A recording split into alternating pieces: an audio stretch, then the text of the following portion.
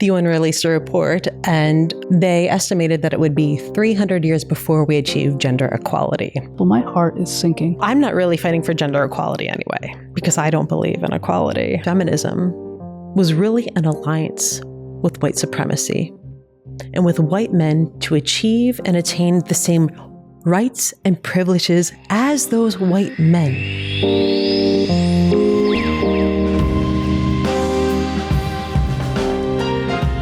I'm Marcie Bianco. My definition of belonging is an intentional practice to create a space of mutual coexistence where everyone's dignity or unique personhood is welcomed and respected.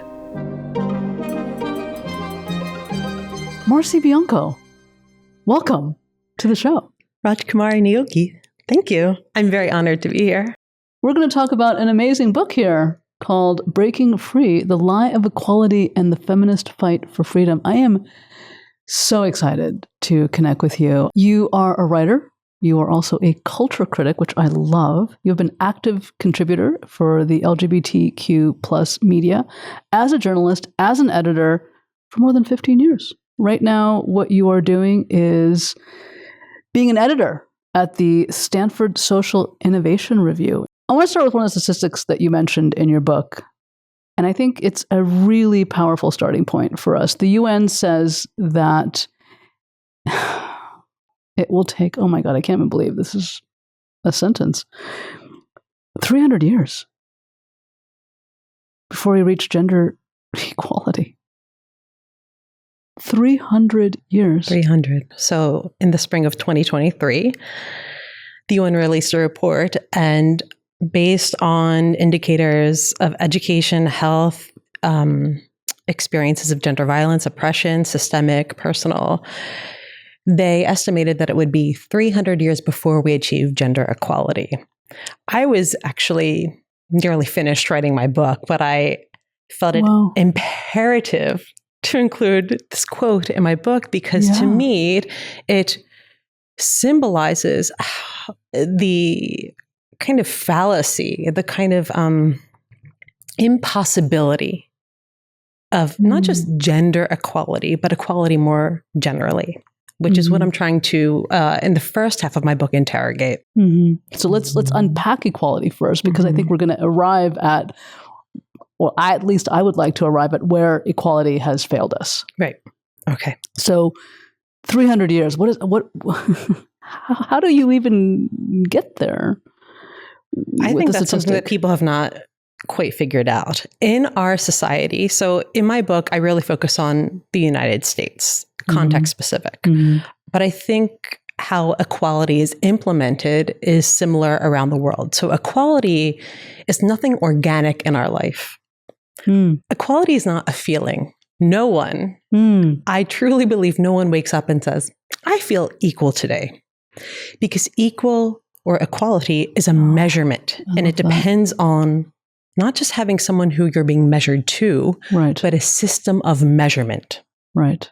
And so because it's not organic, it's not a feeling, it's not natural to our lives, how equality comes into being is through its implementation. For us in the United States, primarily through policies and laws. So we can have equality on record, and yet, based on a preponderance of evidence over the past couple hundred years of this nation existing, at least on the record before first people, indigenous communities actually lived here originally, it's a question as to whether equality is actually ever going to give us a more free and just world. And specifically to feminism, I mean, when taking the words of bell hooks, that feminism is about trying to end gender violence and oppression. Yeah. So that's not even based on the binary. That's an understanding that everyone that lives in this world lives within a patriarchal system, no matter your gender. And everyone is affected by the system, meaning that everyone lives within a system of gender violence and oppression. It just affects people differently. It advantages them or it disadvantages them based on their gender identity, gender expression, gender presentation. Yeah. This is bringing up so much for me already in terms of the neuroscience lens that I live in, because when you talk about measurement, the left hemisphere excels at measuring, comparing, and evaluating. And I think where we fall short collectively around the world is really being in our right hemisphere. And that's what I Belong strives to bring forward within humanity, is to rewire the right hemisphere. And the right hemisphere gives us access to our bodies, the kinesthetic, somatic ways of being in the world. And I think when we start to have this place of empathy, we are doing it from a somatic state. So in order for us to see inequality, we need to actually start to viscerally experience it. It's really interesting because in my book, definitely we have definitions of equality and inequality, but I define inequality as the measurement of the discrimination of difference. Oof. So discrimination, oppression exists in the world outside of what the law says or dictates. Wow. Inequality is the measurement of that discrimination. That discrepancy. And so we have these laws and policies that try to redress the measurement, and yet are incapable of touching our right brains, our bodies, how we interact, how we engage with each other in the world. And that is my concern in this book, is that equality is not the solution to gender violence. Laws can exist on the records, policies can exist within organizations saying that you cannot violate, abuse, harass, intimidate your colleagues, your, fellow citizens. And yet, these behaviors continue to exist. Rampantly. So my concern is, how do we begin to change mindsets? How do we begin to change society collectively? Because what matters more on a day-to-day basis is how you and I engage with each other. Right. That is the web. That is the kind of woven rug of our existence. In your book, page 1, you start off by saying, "It is not simply that we are not equal because we are different. Rather, we are not equal because our differences have been manipulated by society, intent on justifying and preserving its traditions and norms. Our differences have been systemized and moralized over generations. Our differences have been systemized and moralized over generations such that we have been conditioned to believe, for example, that men are superior to women and that white people are superior to all Black people." My heart is sinking. "And brown and indigenous people." And then you say, which I love, "Equality will not free us." Equality will not free us. Say more about that. This is the real heart of the book. Equality will not free us from the strictures imposed upon us in systems and institutions, policy and law, because they are built. They have been built by white men, created for white men, and those very institutions and systems cannot free us to create more fulfilling, authentic lives. In 22, the U.S. Supreme Court overturned Roe versus Wade.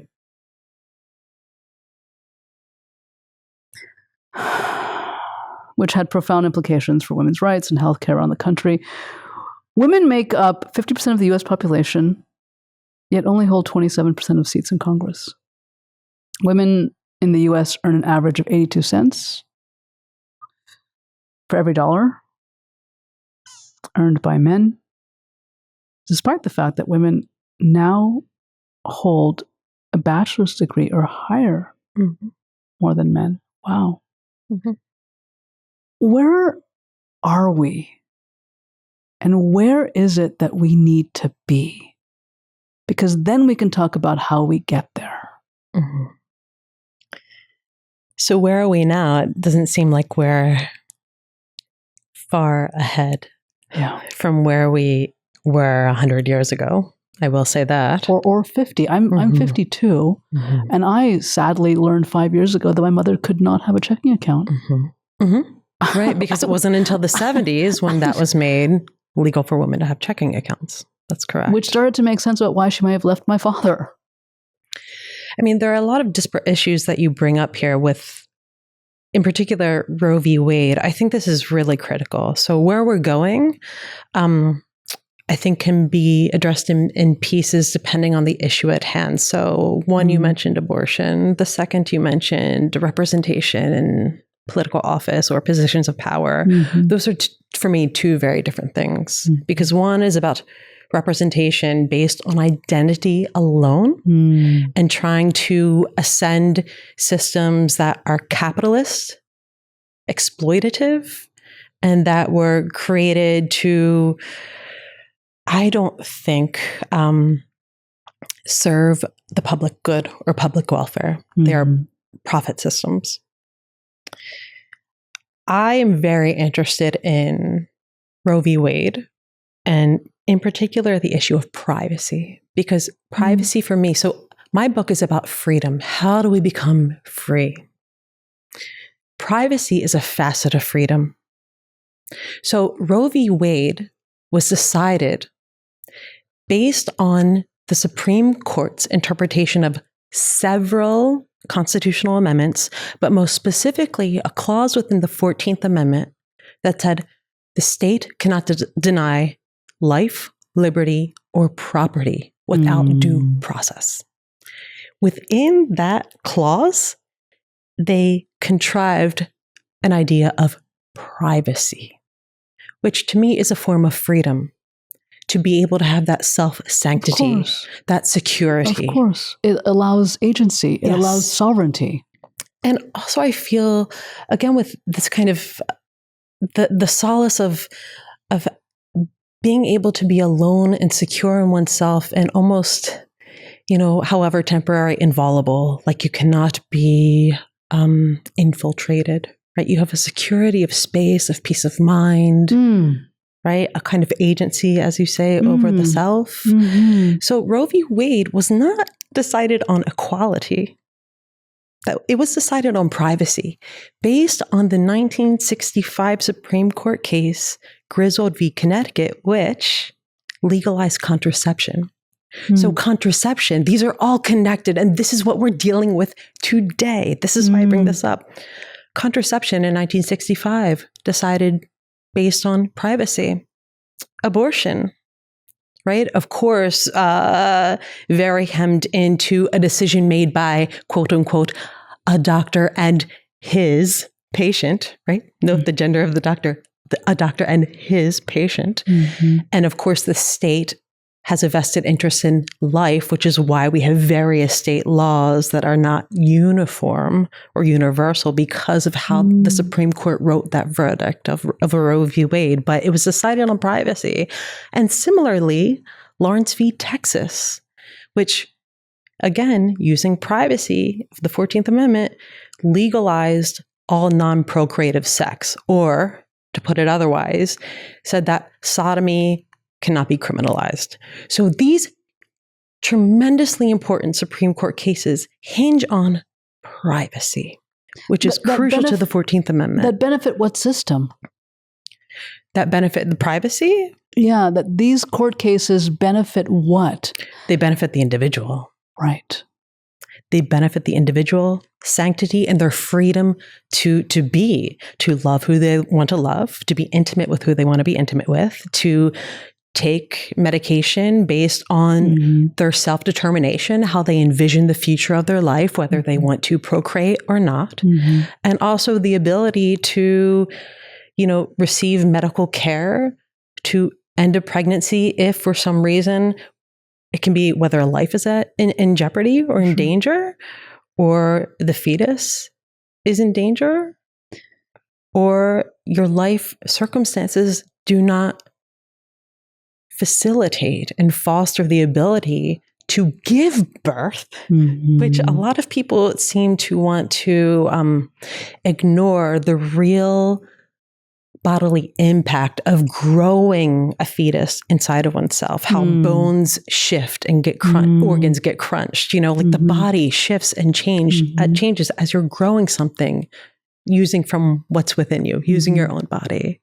It's very easy to dehumanize the pregnant person's body because there is a conservative agenda to give personhood rights to fetuses and zygotes and clusters of cells. But again, to the point of privacy, I think privacy is critical to our freedom moving forward today, but also into the future. When we think about how we live most of our life online, what kind of privacy do we have? We're constantly under surveillance. Our data is being sold to the highest bidder. Privacy is going to be this issue that within a freedom feminist framework, as I'm devising it, it can be understood as a feminist issue. I think when we think about feminism in terms of equality between men and women, it's very hard to think about issues that affect everyone. And privacy is going to become an increasingly important issue in the coming years. I have no doubt about that. It feels as though privacy is the foundation to liberation.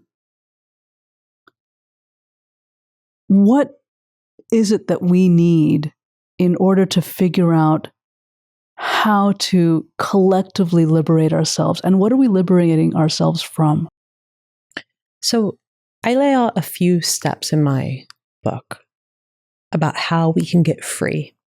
And how we get free is that the work begins internally within ourselves, but then it is fundamentally social. It is fundamentally about the collective because we live in the world with other people. Is it freedom from isolation and an invitation back into a communal way of being? It absolutely could be. And I think that is, I was very reluctant to add that kind of, I would say maybe like a moralizing lens to my definition of freedom, which I say is a continuous practice of self-creation and world building based in accountability and care. Ideally, we would take more fully into account the fact that we live in society, we live in community with other people. In relationality. Yes, precisely. And we are interdependent on each other. And this is where my definition of freedom comes into play, is that, again, based on a whole history of feminists, especially Black feminists, who said, I am not free until you are free. Our freedoms are interdependent and interlocked. I am not free if you are in prison. How do we start to communicate that to those who are in places of privilege? This is where the very difficult work comes into play, because I feel that given our dominant culture, especially in the United States, that understands freedom, and I call this American freedom in my book. American freedom is very individualized, and it's based on forces of domination. I am free by putting you down. I feel freer by making you feel threatened, intimidated, oppressed. It's a supremacist model of freedom. But let's unpack this word freedom, because it's not actually free. No, not at all. Right. So when I am suppressing someone's voice, when I am creating a hierarchy in order for me to be above, right? Right. What am I actually doing? Well, what you're doing is conflating freedom with isolation. I think going back to precisely what you mentioned earlier, this kind of libertarian ethos that as long as I can wall off myself, which may include my family, right? Wall off myself from the world and focus on myself and self alone. I am responsible for myself. No one has ever helped me, right? This dovetails with the myth of meritocracy or the self-made millionaire or billionaire. Right? As long as I can do that, I am free. Free to. It's this traditional definition of freedom as I am free to do whatever I want, regardless of any responsibility, any accountability, the freedom to do as I please without consequence. That is the predominant understanding of freedom in America. It absolutely conflicts with, I think, a more liberationist, more progressive definition of freedom that understands that because we live in society with each other, because the fact that no one is born without the help of other people, through the bodies of other people, we fundamentally live in an interdependent society and world with the trees, with the fauna, with every single life form on this planet. And that, I think, can be very overwhelming for people, because I want to take reluctance to adopt this kind of freedom seriously. And I think trying to take in the totality of our responsibility to each other and to this world, for some people, is very, very difficult. So there's a willed ignorance, there's a refusal, there's a desire to turn away. You're wanting to shift people's mindsets. Yes. Right? We talked about that in our prep conversation. In order to shift mindsets, we have to shift identity. We are working against, according to your book, we are working against this opportunity to create equitability by having a mindset of conflated understanding of freedom, that I am focused on getting my own needs met. Right. And in order for me to start to even understand that there are other people in the planet that matter as well, I have to start to see that interconnectedness. Right. I have to start to understand that there are other people that are available to me in terms of support, that are existing in their own difficulties and hardships that I could support, right? It's like a food bank, right? A food bank works because people are in need and people give to those in need. This is a big ask. It is an absolute big ask. And you're asking the country, we're just talking about the United States at this point, to shift their identity in their perception of equality. Yes. It's a huge ask. I mean, it is a big ideas book for a reason, but I do not see an alternative. Because if we keep capitulating to an equality mindset, an equality model, where even if we have equitable policies that say, for example, we will give this group of people additional supports to achieve equality within the system, right? To raise them up to be on our level within, say, an economic system that we've created. What does that mean when the federal minimum wage is $7.25 an hour? And people, I mean, I can barely afford rent.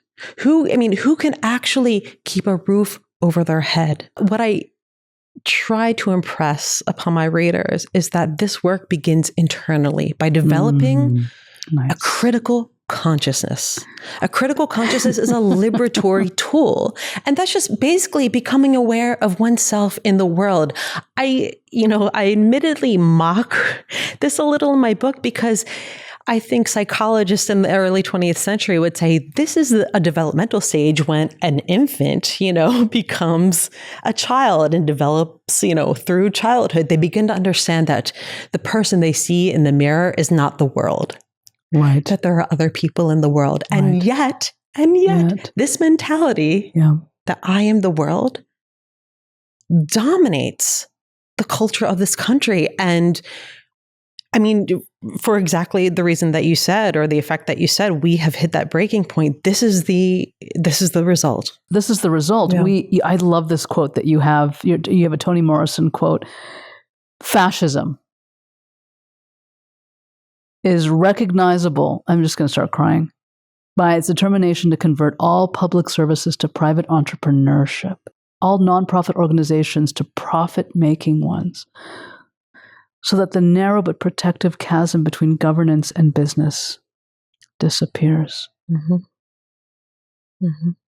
We are, according to so many different fascist experts, we are at stage 4 in fascism. We are coddling the American mind, if you will. We are now watching videos on Instagram about cooking recipes that take less than 5 seconds to make lasagna. You're talking to an Italian here. That must be heartbreaking for you. It is very hard. My poor nonna is rolling in her grave.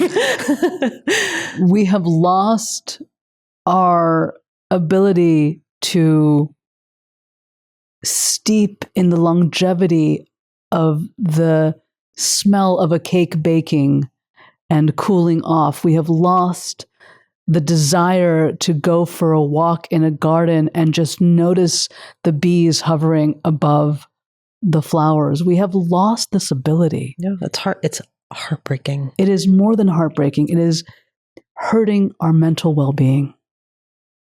We have mental health issues that are rampant on the globe. Depression is number one. We have a higher uptick in fascist governments and steadily growing. What do we do? I'm just sitting with the weight of everything that you listed, and you're right, it's beyond heartbreaking. The great thing about fighting for freedom is that on an individual and collective level, this work, these practices can be done regardless of what any institution imposes. And we see this today with students across this nation, people across this nation fighting against the genocide in Gaza. We see this with activism, right? Regardless of what institutions say, that we can come together collectively in solidarity, meaning that across our differences, we are allied in fighting for something that benefits the public good, and that is freedom. That is life. I mean, talk about being pro-life, of wanting to keep people alive, keep civilization alive, keep humanity alive. For the purpose of what? Commodification?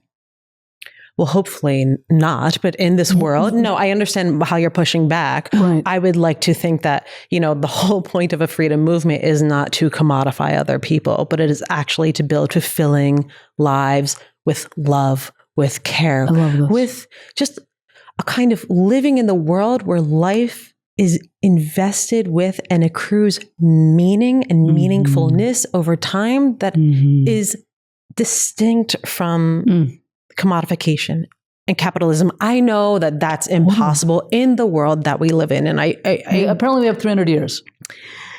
Well, I'm not really fighting for gender equality anyway, because I don't believe in equality. I mean, I really don't. Even in policy and in the law, if you have something theoretically first, it's never going to be realized in any kind of institution or system that is white supremacist in nature. I love that you're saying this. So first I want to kind of pull back and just also name all of the other concurrent genocides that are happening globally, yes, right? You, so, across geographies, whether it's Iran and Myanmar and Congo and Yemen, and I mean, we can just go on and on. So there's that. What I'm hearing, and this is what you name in the book, is equity.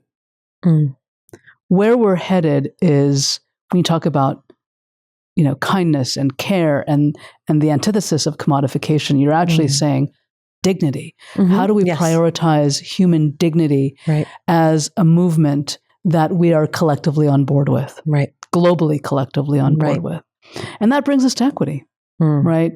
That brings us to a right hemisphere of seeing the interconnectedness of, oh, wow, there are 8 or more current genocides happening at this very moment. And why is that?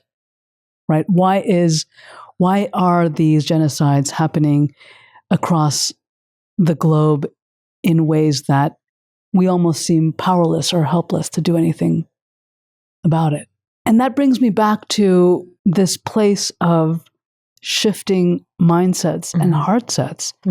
So, to be pragmatic, I do believe that equity provides us a greater pathway to justice and freedom than equality. And yet, I'm very critical of equity as well in my book, because both equity and equality exist within systems and institutions. So they are crafted and only take on meaning and can only be implemented within those existing systems and institutions. So while equity does, or equity efforts provide extra supports to people who might need more support in order to attain the same level as others, again, within, the system of, the federal minimum wage, again, equity is going to only bring people up to the federal minimum wage, which is $7.25 an hour. The federal minimum wage should really be over $25 right now. 100%. So it's the entire system that is problematic. The pragmatist in me says, yes, equity will bring us closer to achieving equality within the system. But my problem is with the system. Great. So what do we do with the system? I agree. How does one begin to dismantle a system in which we are all subsumed? Right. So this is where, again, the work begins on the individual level of creating a critical self-consciousness and awareness of oneself in the world. And then from that, we have to think about how we can care for ourselves and each other and hold ourselves accountable to ourselves and to each other in the world. Because again, the definition of freedom is, right? I am not free until you are free. It's a freedom based in interdependence of mutual coexistence. So we must all get free. It's a continuous practice. It's not a one and done deal like people imagine equality to be, right? This is another problem with equality being an artifice.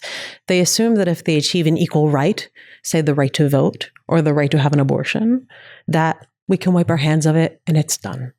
But that is far from the case. And so with freedom, right, with freedom practices, we know that it's an everyday effort because changing mindsets and doing that culture work is an everyday effort. It is very, idiosyncratic and really depends on the dailiness of your life, of who you engage with, of how you engage with them, of how you treat them, how we treat each other. It's those building blocks that can then, I think, if we form a collective mass of people doing this freedom work. And I think, on just a population level, when we look at who is doing the kind of freedom work these days, the kind of activism, whether it's fighting for health care, whether it's abortion care or gender affirming care, whether it's fighting against genocide, who is doing that work? It's the younger generations. So if they continue to do this collective action, this collective work, I'm hoping that they will then elect people to office to create policies that reflect the needs of the people. But there's a lot of, there are a lot of problems with that thinking. It's almost, arguably naive. And I left politics for a reason, because we know that there are special interest groups. We know there's a lot of money in campaigns. There's no campaign finance reform, right? There's a lot of systemic difficulties that make that kind of significant system-wide change really difficult in terms of policy and law, again, at a systems level. So for me, my focus is on how we treat each other, how can create a society that is more caring, in which we really devise a culture of accountability. And what I mean by that, and this is Mariam Kaba's work that I'm pulling on here. She says in the United States, where justice is exacted as criminal justice. I mean, we can pause right there. That we have not nurtured a system of accountability whereby people choose to take accountability for themselves and for their actions. And this is because we live in a system of punishment. It's because we were born as a country through slavery. Right. And genocide of the, yes. At 100%. Yeah. You have to be absolutely not accountable in order to be okay with that way of life. Precisely. Precisely. You have to compartmentalize, dissociate, blame, project. I think, the movie Zone of Interest. Have you seen it? Yes. For those of you who haven't seen it, please see it. I'm about to name the very last scene because it's really powerful without naming the very last scene. But because you've seen it, that last scene, I'm going to start crying. I need to breathe. Oh, that last scene spoke volumes to the darkness of humanity. Right. And how, I'm so emotional, how even when we choose to celebrate evil, our bodies do not. I'm going to start crying. Right. And so, whew. On a cellular level, that movie moved me than any movie I've seen. 100%. And it just... And there was hardly any talking in the movie. No. But that's almost the point, right? Is that no one is addressing what is immediately in front of their faces. Nobody. And there's a willed ignorance to the world around them in order to live their life of complacency, of their own artificial joy. That's exactly right. And it was so heartbreaking because in that moment, there is not only a story being told of what was experienced by the Jewish people at the time, this Holocaust. We're talking about cruelty. A lot of people say cruelty is the point. But I think cruelty is the point only to make your actions digestible to yourself. Nicely because said. If you had to look at yourself in the mirror, it would be impossible to do. Let's deviate a little bit here and go down this road and talk about how equality has failed us as a collective, not just in this country, but as a collective. And more importantly, how has it failed people of color? How has it, and let's even use the word harmed. How has it harmed communities of color? How has it eroded indigenous tradition and rituals? Oof. Where do I begin? I begin with thinking about, I always do, just because of my own work, I begin with how equality came into being in this country as the ideal that we should all be pursuing. And how, because my book is on feminism, how women in the mid-19th century decided to make equality the North Star of the women's rights movement. And for me, the strategy is very bald. It's just, who did they decide to power with? Not those who were their comrades, who were experiencing similar oppressions or forms of discrimination. They decided to build alliances with the people in power. And those people were white men. So even as Bell Hooks told us, no one living within a capitalist, white supremacist, heterosexist system experiences equality equally. No two men have the same equality. For 100%. And she's talking, she was really talking about Black men and people of color. But, what kind of equality do we want when men aren't treated as equals within the, equality system as we've constructed it? So the origins of U.S. feminism was really an alliance with white supremacy and with white men to achieve and attain the same rights and privileges as those white men. And strategically, I want what you have. Yes. And they were I have quotes. There's historical record of Carrie Chapman Catt, for example, heralded as a foremother of the feminist movement, a leading suffragist, telling white men who she was trying to persuade, right, because she needed their support to get the vote, that women's right to vote will support white supremacy. Holy shit. They were very, very, again, bald, forthright about it, that including white women in the system expands the system. And what is that system? It's white supremacy. How did they get those men in power to consider suffrage for women? By telling them, this will help you. And that is precisely what they got. And what we see with Elizabeth Cady Stanton, for example, another woman heralded as a foremother of American feminism, she made it a point to lecture across this country, decrying the 15th Amendment, which gave voting rights to enslaved Black men or Black men, and said, why should these, and she used every expletive you could think of, they should not be given the right to vote before white women. And she made it a point to fight against the 15th Amendment and say white women should have the right to vote instead. And this is, what happened throughout the late 19th, early 20th centuries, such that we have, we do have the 15th Amendment, thankfully. We do have the 19th Amendment. But who really has the right to vote? The right, actual being the action of voting. Who has that unimpeded, without threat, without harm, without fear of vigilantes at the polling station, as we saw in 2022 and previous elections?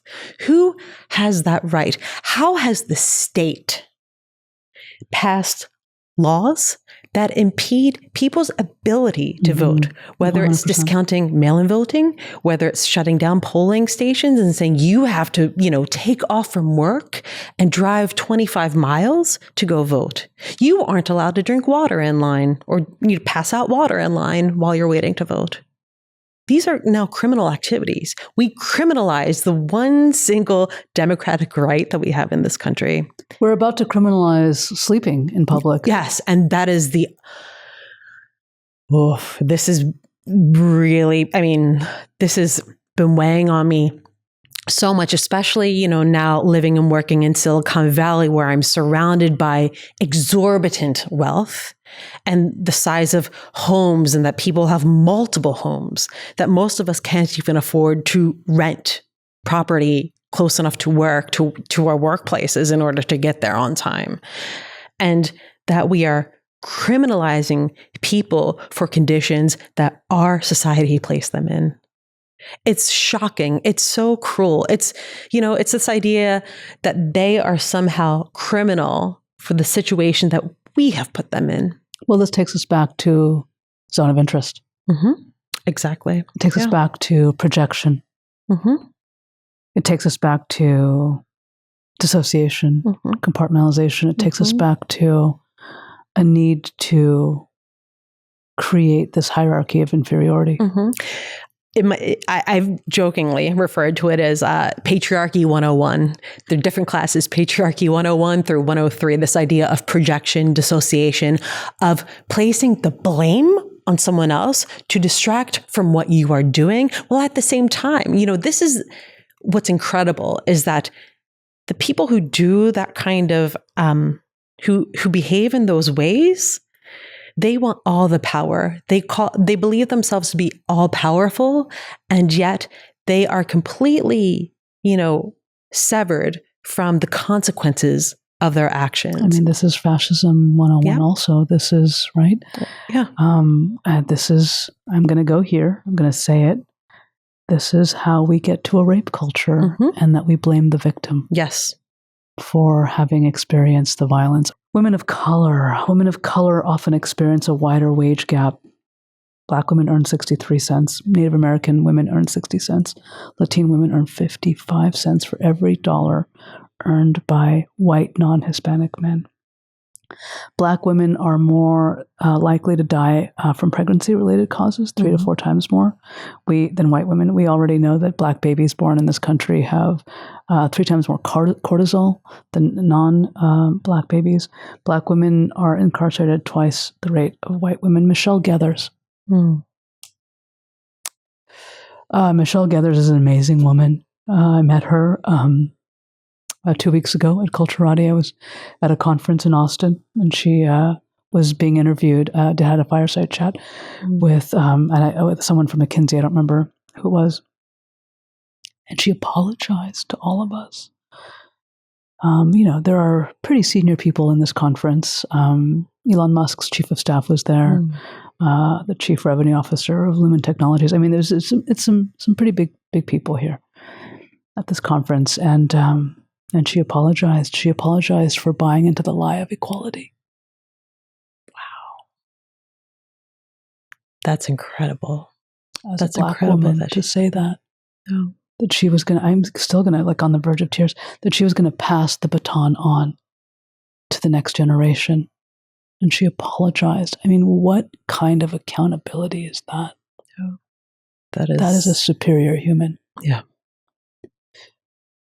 What do you have to say, being a white woman, having awareness around your privilege, and also having access to the luxuries that privilege affords you?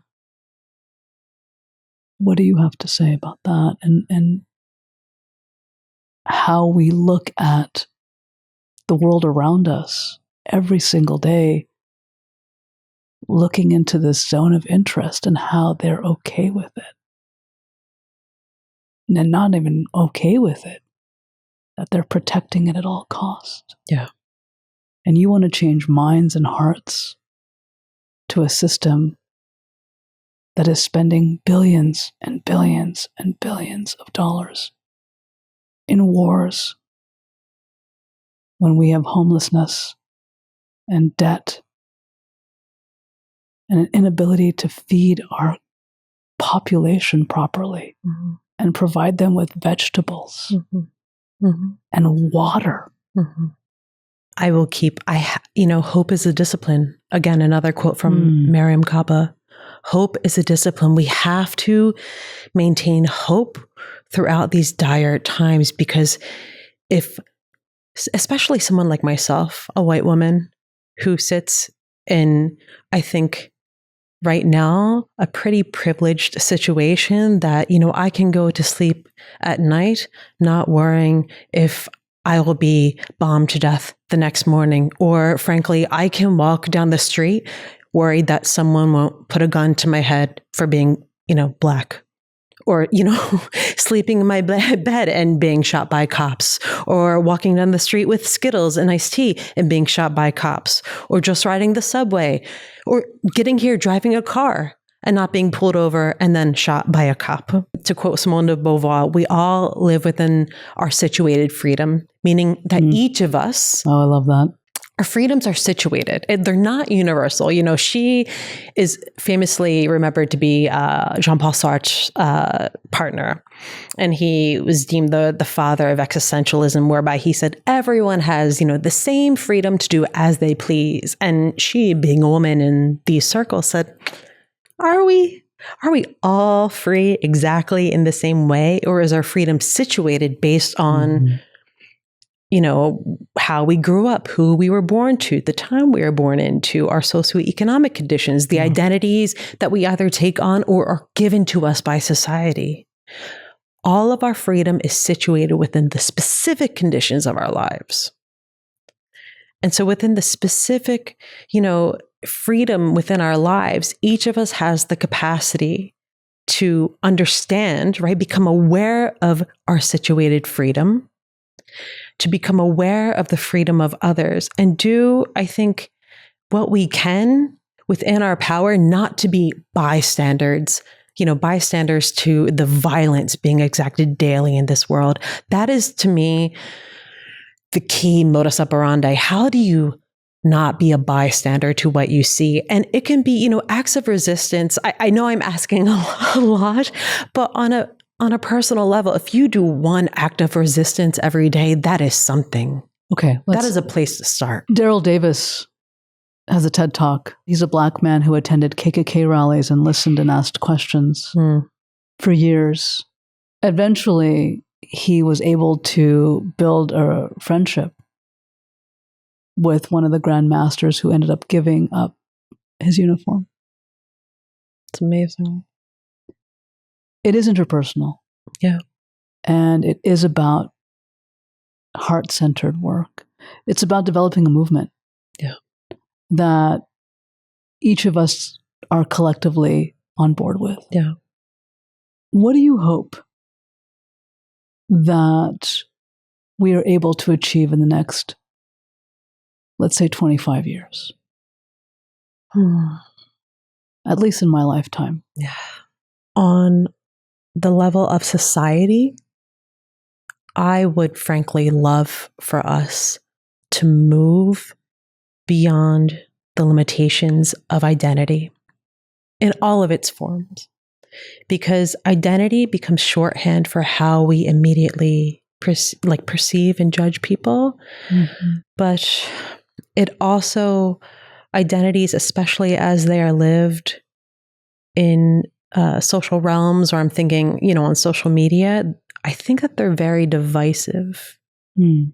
And while people love identity because it helps it helps one another find community, I think it's also a way that people immediately shut out other people. Mm. And here, again, I'm thinking about the mother in the zone of interest. I will tell you, the one way pedagogically I would not approach her is that I would not start yelling at her. Mm. I would not accuse her and criticize her, even though inside I want to throttle her. Mm-hmm. Right? For sure, right? What will be effective to reaching the humanity of this person? And this is something that I think is critical to keep in mind. We must understand that there's a dignity to all people, even though they might hold drastically different views from our own. But if we ever hope to work together in solidarity, to think about society, civil society, right? Civilization. Mm-hmm. We have to find ways to ally ourselves with each other and to see each other as humans. Not as objects and not as identities. We need to think about humanity collectively. And I really hope that there are certain mindset shifts that allow us to think beyond ourselves. There's this interesting cage that we're creating for ourselves. The mother in zone of interest, right? Mm-hmm. She's creating this cage for herself. And she's seeing it as freedom. Yeah. So the deceit, the deception that we are engaged in, mm-hmm. within our own different communities and sense of self, with our own understanding of capitalism and the commodification of others, in order for us to access our privilege. Yeah. I think the image is quite moving to me because, again, that cage, within that cage is where her freedom exists. And yet she's trapped within that cage. But it's not freedom. It's not freedom. It's an illusion. She conceives of it in her mind. Right. She conceives of it as freedom. 100%. But she is stuck within this cage. Yeah. So much so that she doesn't. It's like Stockholm syndrome. She doesn't want to leave it. And she'll protect it at all costs, right? Maybe when he goes off to do whatever he's going off to do, she's like, right, go on with your bad self, but I'm staying here in this house. Right. And whether you decide to come back or not, right, we're not moving. This is paradise. Right. I mean, you can't enforce accountability. People have to voluntarily hold themselves accountable. There's not a universal solution. So there are various ways to try to reach, for example, this particular mother. I mean, depending on who you are, you might just want to drag her into Auschwitz as a kind of shock treatment. That would not be my strategy. I would try to do the more affecting, more humane reach through her children and channels of love. But there's something about shattering the glass cage that she's within. I mean, to me, it almost brings me back to my whole critique of equality is that, feminists keep talking about glass ceilings and glass cliffs and glass walls. And it's like, step outside the glass house and see the sky. See the sky of freedom. Stop thinking in such small terms. You're really espousing self-awareness. Yes. You're really espousing unity consciousness. Yes. Another bright star at Culturati, Christy Smith, during her fireside chat, said, we don't actually need emotional intelligence. We need emotional maturity. How can we think more about care? And in terms of what that means for the actual dignity of the people in your world or within your organization, how do you create an ethos of mutuality, of mutual care? And in that regard, because mutuality is not the same as equality, equality would say, oh, let's ignore organizational hierarchy and pretend that everyone is the same, which is absurd. It's complete absurdism, this kind of horizontal thinking. I mean, and which we know never exists in practice, but people would like to pretend that it exists. So mutuality takes into account differences of status, age, position, class, race, and saying that I see you, I respect you, I welcome you. I know we're not the same, but that's not a bad thing. How do I end up caring for what you need in order for us all collectively flourish within this organization? Loveland Nwadei says, she defines belonging as, how do I share the space with you? Yes, I love it. That's great. Thank you so much for coming on the show. Thank you so much. It was great to have you.